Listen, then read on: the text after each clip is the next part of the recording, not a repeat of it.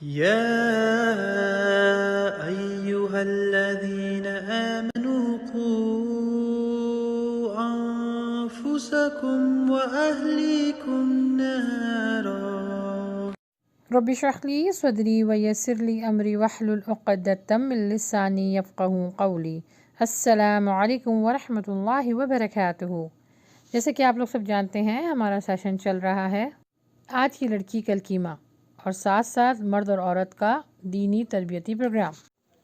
آج انشاءاللہ ہم جانیں گے نافرمان بیوی کی اصلاح کیسے کی جا سکتی ہے، اور ظالم شوہر کے ظلم سے کیسے بچا جائے، اور بیوی کو شوہر کی نافرمانی اور شوہر کو بیوی کی بد دعا سے بچنا چاہیے۔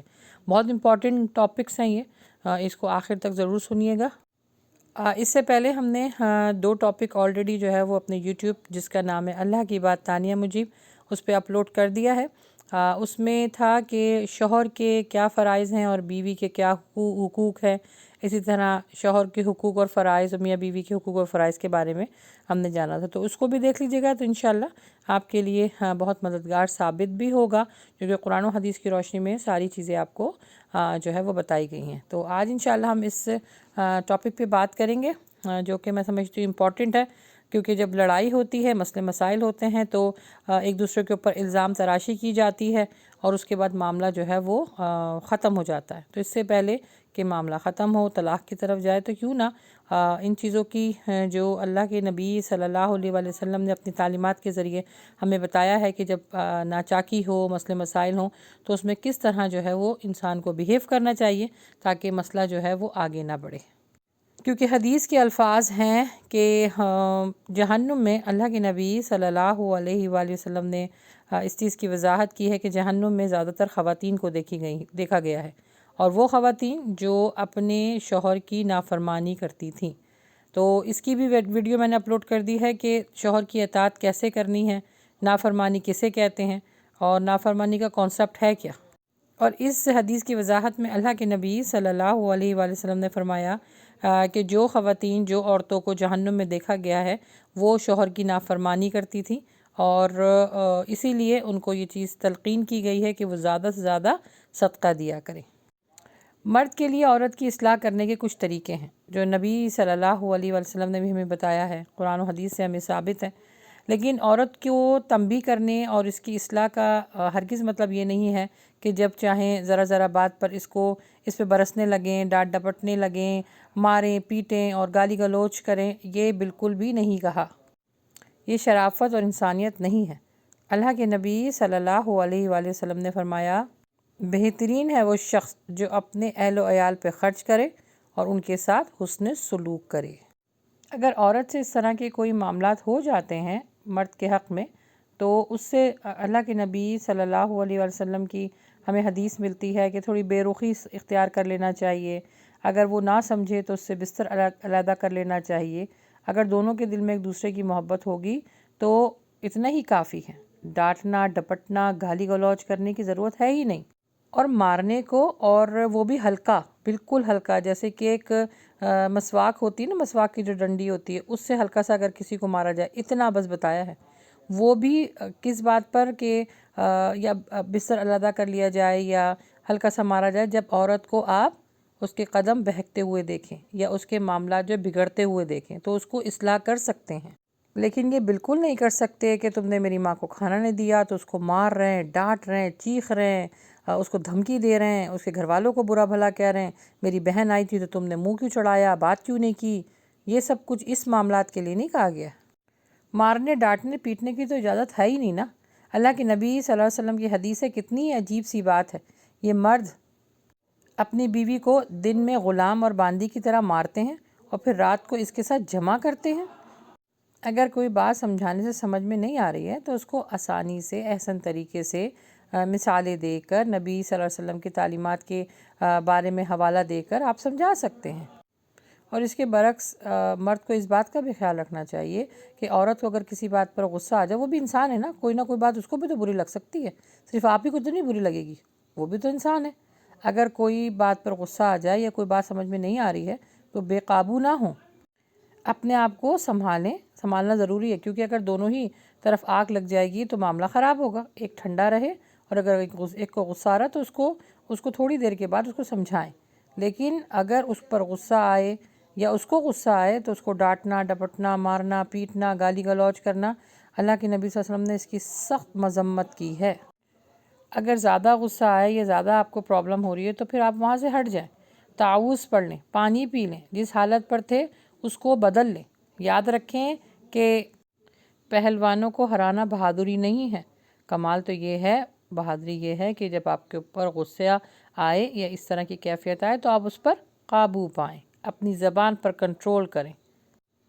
مثلا اگر کوئی غصے میں بات زیادہ بڑھ جائے اور غصے میں انسان جو ہے وہ سب سے پہلے طلاق کا معاملے کی طرف جاتا ہے، اور اگر یہ منہ سے بات نکل گئی تو پوری زندگی جو ہے بدل جاتی ہے، پھر اس کے بعد افسوس ہوتا ہے۔ غصے کی کیفیت جب ختم ہوتی ہے تو پھر جو ہے فتوے لینا شروع کر دیتے ہیں۔ اور عورتوں کو بھی چاہیے، بیویوں کو بھی چاہیے کہ اپنے شوہروں کی مزاج کو سمجھیں، ان کے معاملات کو سمجھیں، ان کی مجبوریوں کو سمجھیں۔ دیکھیں جب تک سے دونوں میاں بیوی کے اندر انڈرسٹینڈنگ نہیں ہوگی، گیو اینڈ ٹیک نہیں ہوگا، گاڑی آگے نہیں بڑھے گی۔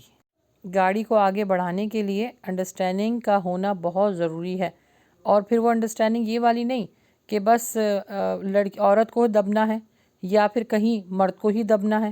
نہیں، انڈرسٹینڈنگ کا مطلب یہ ہے کہ جب آپ کو کوئی بات بری لگتی ہے، آپ کو سمجھانے کی ضرورت پڑتی ہے تو اس کو اچھی طریقے سے، احسن طریقے سے سمجھائیں، اور سامنے والا خاموشی سے سن کر اپنی غلطی کی اصلاح کرے۔ آلموسٹ 20 ایسے پوائنٹس میں آپ کو انشاءاللہ بتاؤں گی جس کی وجہ سے آپ کی زندگی اچھی اور خوشگوار گزر سکتی اگر اس پر عمل کریں۔ شوہر کو چاہیے کہ اپنی بیوی کو پردہ کروائے، اور بیوی کو بھی چاہیے کہ اس بات پر عمل پیرا ہو، کیونکہ یہ اللہ کی طرف سے حکم ہے۔ نمبر 2، بیوی کو شوہر کے سامنے ہمیشہ زینت کے ساتھ رہنا چاہیے، اور یہ وائس ورثہ ہے، شوہر کو بھی اپنی ہائیجین کا خیال رکھنا کی بہت ضرورت ہے۔ کل ہی میرے پاس ایک ایسا میسیج آیا ہے جس کو سن کر مجھے عجیب سا بھی لگا، برا بھی لگا۔ عموماً ہم نے شوہروں کے منہ سے سنا ہے کہ بیویوں کے پاس سے اسمیل آ رہی ہے اور وہ کھانا پکاتی ہیں تو اپنی ہائیجین کا خیال نہیں رکھتی۔ کل میرے پاس میسیج آیا کہ ایک جو سسٹر تھی، انہوں نے اپنے شوہر کے بارے میں اصلاح کرنے کی کوشش کی، اور وہ پوچھنا چاہتی تھیں کہ میرے جو ہسبینڈ ہیں وہ گٹکا کھاتے ہیں، نسوار کھاتے ہیں، برش نہیں کرتے، اور اس طرح وہ میرے پاس آتے ہیں، بچوں کے پاس جاتے ہیں، تو مجھے کیا کرنا چاہیے؟ اللہ اکبر! کوئی مرد بھی ایسا ہوگا جو اپنی ہائیجین کا خیال نہ کرے؟ عورتوں کو تو چلو بتایا جاتا ہے بچوں میں مصروف ہوتی ہیں، کھانا پکاتی ہیں، دن رات جو ہے وہ ان کی ایسی مصروفیات ہوتی ہیں جس پر وہ اپنا خیال نہیں رکھتی، وہ بھی غلط ہے۔ آپ کا سب سے پہلا حق آپ کے جسم کا آپ کے اوپر ہے، ہائیجین کا خیال رکھنا۔ اللہ کے نبی صلی اللہ علیہ وسلم کی حدیث صفائی نفس ایمان ہے۔ قرآن مجید میں سورہ بقرہ میں اللہ سبحانہ تعالیٰ نے فرمایا ہے کہ میں کن لوگوں سے محبت کرتا ہوں؟ جو متطہر ہوتے ہیں، یعنی پاک ہوتے ہیں، جو زیادہ استغفار کرتے ہیں۔ تو اس میں دونوں کو خیال رکھنا چاہیے۔ جب میاں بیوی ایک دوسرے کے ساتھ بیٹھیں، بات کریں یا ازواجی تعلقات قائم کریں تو دونوں اپنی ہائیجین کا بہت خیال رکھیں۔ نمبر 3 ہے کہ بیوی کی خاطر شوہر کو بھی صاف ستھرا اور اچھے کپڑوں میں رہنا چاہیے، تاکہ اس سے دل میں محبت بڑھتی ہے۔ نمبر 4 ہے اگر بیوی عمدہ کپڑے اور زیورات کی بہت ہی زیادہ شوقین ہیں تو بڑی حکمت کے ساتھ اس کو اللہ کے نبی صلی اللہ علیہ وسلم کے معاملات و تعلیمات ان کو بتائیں، اور میانہ روی سے اللہ سبحانہ تعالیٰ خوش ہوتے ہیں۔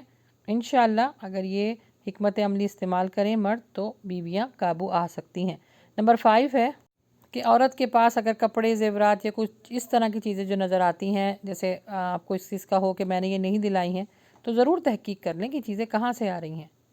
پھر نمبر 6 ہے کاروبار کرنے والوں کو چاہیے کہ سارا ٹائم جو ہے وہ اپنے کاروبار پر مت لگائیں، اپنی جاب پر مت لگائیں، کچھ وقت بیوی کو دیں، اکٹھا بیٹھیں، ہنسے بولیں، اس سے کیا ہوتا ہے؟ ریلیشن شپ اچھی ہوتی ہے۔ پھر نمبر 7 ہے بیوی اگر سلیقے مند اور نیک ہے تو کبھی کبھار ایک آدھ جملہ ایسا کہہ دیں تعریف کرنے کے لیے کہ تاکہ اس کا دل خوش ہو جائے، پھر وہ آپ کے لیے اور اچھے کام کرے گی، دل سے کام کرے گی۔ پھر بیوی کے لیے اس کے کچھ ایسے اشارے ہوتے ہیں، اس کی کچھ ایسی ضروریات ہوتی ہیں جو وہ منہ سے نہیں کہہ سکتی ہے، لیکن اس کو سمجھنے کی کوشش کریں، اس سے بھی دل کے اندر جو ہے وہ محبت پیدا ہوتی ہے۔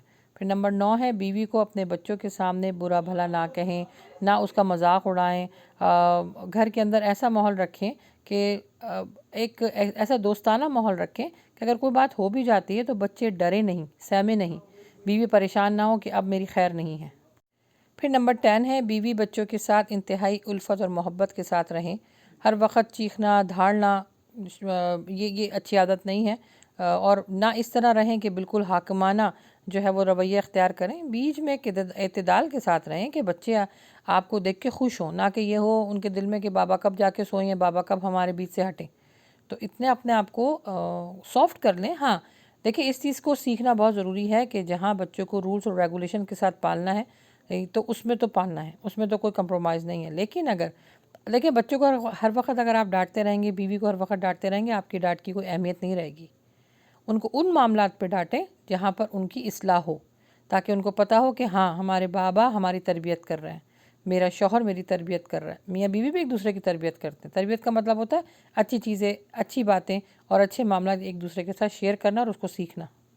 پھر نمبر 11 ہے اپنی بیوی کے سامنے کسی پرائی عورت کی تعریف نہ کریں. ایک تو گناہ بھی ہے، شدید گناہ ہے کہ کسی عورت کو آپ نے اتنے غور سے دیکھا ہی کیوں کہ آپ کو اس کا حسن و جمال نظر آنے لگا. تو پھر اگر کہیں شک کا بیج آپ نے بو دیا نا، تو وہاں پر تناور درخت ضرور بڑھ جائے گا. تو بڑھنے سے پہلے ہی اس کو کاٹ دیجیے. پھر گھر کے جو معاملات ہوتے ہیں یا کام کاج ہوتے ہیں یا کچھ اور چیزیں بھی ہوتی ہیں، اس میں اس کی رائے ضرور لے لیں، ضرور اس سے پوچھیں تاکہ اس کو اپنی اہمیت کا احساس ہو. اسی طرح بیوی کے لیے بھی ہے کہ وہ بھی اپنے معاملات میں شوہر کی جو ہے وہ رائے ضرور لے لے. پھر یہ کہ بیوی کو لوگوں کے بیچ میں بے عزت نہیں کرنا چاہیے کہ یہ تو کسی لائق نہیں ہے، یہ تو مشورہ دینے کے بھی قابل نہیں ہے، اور اس کا مشورہ تو بالکل جو ہے وہ دو کوڑی کا. اس طرح کہ میں نے، کیونکہ میرے پاس میسیجز آتے ہیں نا، تو بچیاں بڑی پریشان ہوتی ہیں. بعض بچیاں تو روتی ہیں، خواتین روتی ہیں کہ عزت نہیں دیتے. تو محبت سے پہلے ہر رشتے میں عزت ہے، اس کے بعد پھر محبت پیدا ہوتی ہے. پھر یہ کہ اگر عورت پڑھی لکھی ہے تو آپ اس کو مذہبی کتابیں لا کے دیجئے، اس کے ساتھ خود بھی اپنی مذہب کی نالج بڑھائیے، دنیاوی اعتبار سے بھی اور دینی اعتبار سے بھی، تاکہ جب آپ کے پاس، جب میاں بیوی ایک دوسرے کے سامنے بیٹھتے ہیں نا، تو پھر ان کے پاس ٹاپکس ہوتے ہیں. ورنہ پھر ایک ہی ٹاپک ہوتا ہے، تمہاری ماں نے یہ کہہ دیا، شوہر کہتا ہے تمہارے باپ نے یہ کہہ دیا، پھر اسی ٹاپکس پہ بات ہوتی ہیں. جب آپ ان کو دینی جو ہے وہ کتابیں لا کے دیں گے، وہ پڑھیں گی، پھر وہ دین کو سیکھنے کی کوشش کریں گی، ان کے پاس بہت بہت سی باتیں ہوں گی ان فضول باتوں کے علاوہ. میں آپ کو اپنے تجربہ بتاتی ہوں. میاں بیوی جب پڑھے لکھے ہوتے ہیں نا، خاص طور پہ دینی اعتبار سے، یقین جانیں اس کا بڑا فائدہ ہوتا ہے. مجھے تو بڑا فائدہ ہوا. میرے اور میرے ہسبینڈ کے پاس باتیں کرنے کے لیے بہت کچھ ہے، شیئر کرنے کے لیے، ایک دوسرے سے سیکھنے کے لیے. ماشاءاللہ الحمدللہ جب سے ہم نے دین پڑھنا شروع کیا، اللہ تعالیٰ قبول فرمائے، عمل کرنا شروع کیا، لوگوں میں بانٹنا شروع کیا، یقین جانیں اب جو دنیاوی جو فضول باتیں ہوتی ہیں نا، اس کا ٹائم نہیں ہوتا ہمارے پاس. ہمارے پاس مسئلے آتے ہیں، اس کو ہم ڈسکس کرتے ہیں، قرآن کو پڑھتے ہیں، اس کو ڈسکس کرتے ہیں. تو میرا بتانے کا مقصد ہمیشہ یہی ہے کہ میں بریگنگ نہیں کر رہی، ہمیشہ یہی مطلب ہوتا ہے جس چیزوں سے مجھے فائدہ ہوا ہے، اگر کوئی اور اس کو اپنا لے تو اس کو بھی فائدہ ہوگا. پھر ایک اور پوائنٹ ہے کہ اگر بیوی کو گھر میں کوئی کام زیادہ ہے یا اس طرح کے مسئلے مسائل ہیں تو اس میں ہاتھ بٹائیں اس کا. بیوی کو اگر جسم میں کہیں تکلیف ہو رہی ہے، اس کو دبا دیں، اس کے سر میں تیل لگا دیں. اسی طرح شوہروں کے لیے بھی ہے. بیویاں تو کرتی ہیں نا، عموماً شوہر نہیں کرتے ہیں، اسی لیے میں زیادہ انفسائز کر رہی ہوں. میاں بیوی ایک دوسرے کا لباس ہیں، ان میں کسی بھی قسم کے حجاب نہیں ہے، اللہ نے رکھا ہی نہیں ہے. اسی وجہ سے تاکہ کہ تم اس کو سکون دو اور وہ تم کو آرام دے، اور جو چیز سکون اور آرام دی جاتی ہے اس کا پھر خیال رکھا جاتا ہے. پھر بیوی بچوں کا ضرور یہ دیکھیں کہ وہ کن کے ساتھ اٹھ رہے ہیں، بیٹھ رہے ہیں.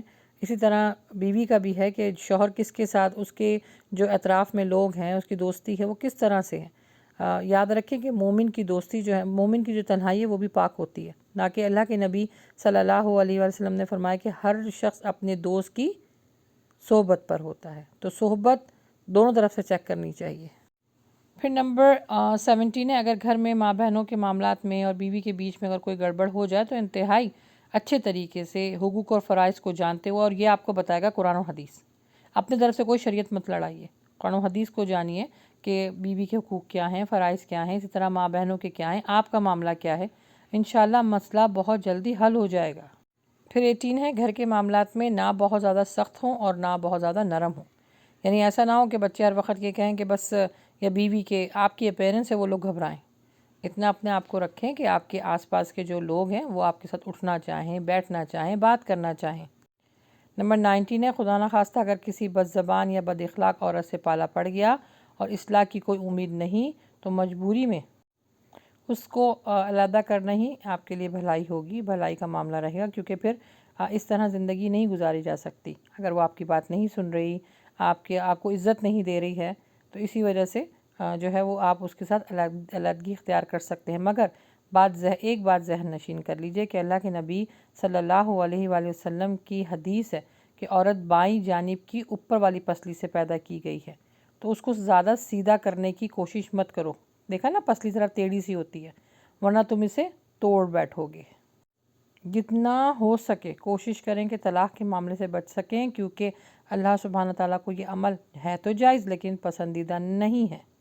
پھر نمبر 20 ہے لاسٹ ون، عورت اگر بیمار ہو جائے، اس کو حیض آ جائے، کوئی مسئلے مسائل اس طرح کے ہو جائیں، تو اس کا علاج کروائیں، توجہ دیجیے، اس کی دلجوئی کیجیے، تاکہ اس کو اس چیز کا احساس ہو کہ آپ اس کے اچھے برے ہر چیز میں شامل حال ہیں۔